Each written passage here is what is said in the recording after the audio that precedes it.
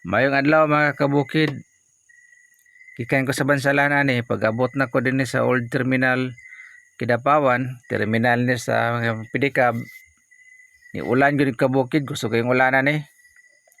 Pero bisan pa sa ulan, mga tao dili gyud nila panambalinga ang ulan. Tungod siguro daghan sila na sila tuyo, ang uban na mamalingki. Muna nga kami din nagulat mi sa pasayro ani mga kabukid. Naabot ko din alas 11 in punto sa kaudtuhon. Muna nga lingkod sa amin din kay wala pa may pasayro.